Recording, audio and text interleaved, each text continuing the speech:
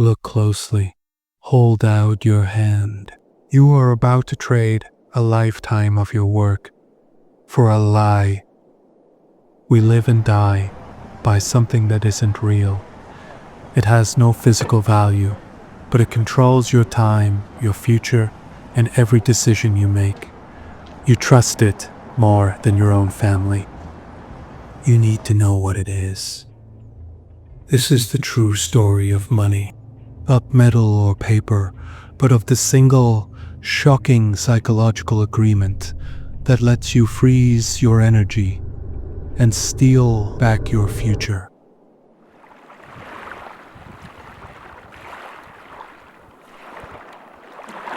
It starts with a rock, a gray pebble. Imagine everyone around you agrees that this simple stone is worth a promise. This promise is the ghost behind every single thing we call money. Data, shells, barley. The ghost is trust. To understand this power, you must first remember the prison we escaped, the trap of barter. She has the golden wheat. He has shoes, but his children need meat. She cannot trade her value for his, because they don't want the same thing at the same time. We call it the double coincidence of wants, a polite term for a human tragedy. Hunger waits for no trade. The world was stuck. Then, around 3000 BC, we found the key. It wasn't a coin. It was an emery. Mesopotamia. The accountant Enki presses his reed. He writes, "Sin owes 3 measures of barley." The clay remembers. This isn't money. It's a ledger. A realization that value doesn't have to be physical. It can be an idea, a debt, a story of who owes what to whom. From clay, we made the great leap. The social imagination.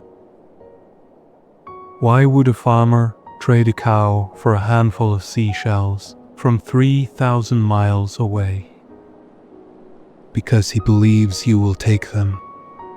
The shell itself is worthless. But the moment millions of people agree on its fictional value, it becomes a battery. It is charged with human belief. It is a portable unit of stored trust, ready to be exchanged anywhere, until the king decides he can do it better. Lydia, 600 BC. Shells break. Cows die. He put the lion's head on the electrum. The story of value was no longer a folktale. You trusted the royal decree. It was a non-negotiable law. And this is what that royal trust gave people. She sells her wheat for coins. Now her value is portable. She has captured her time and energy, safe from rot or flood, to use next winter.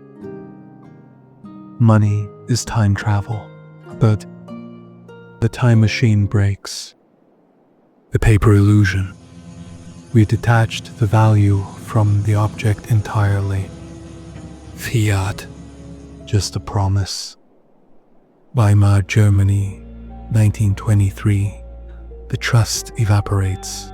The paper is just paper.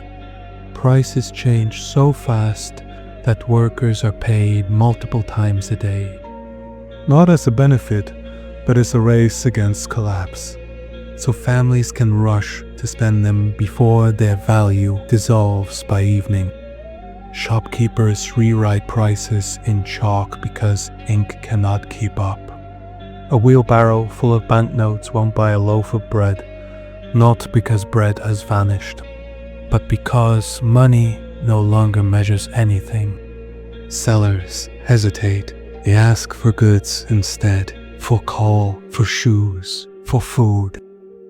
The note in your hand is valid by law, but meaningless in practice.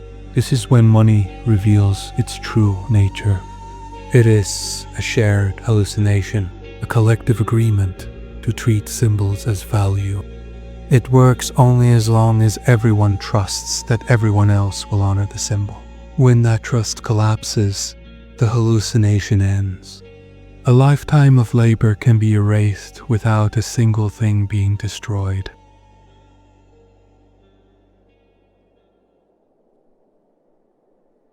Today, we have returned to Enki's clay tablets.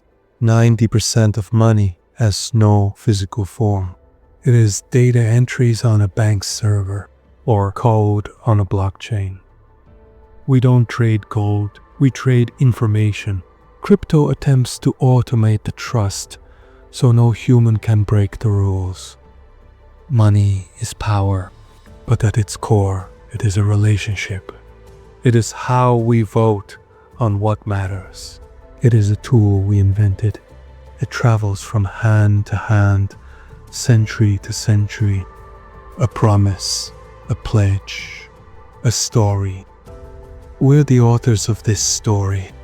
So, if every server crashed tomorrow and every coin melted, what would you still have?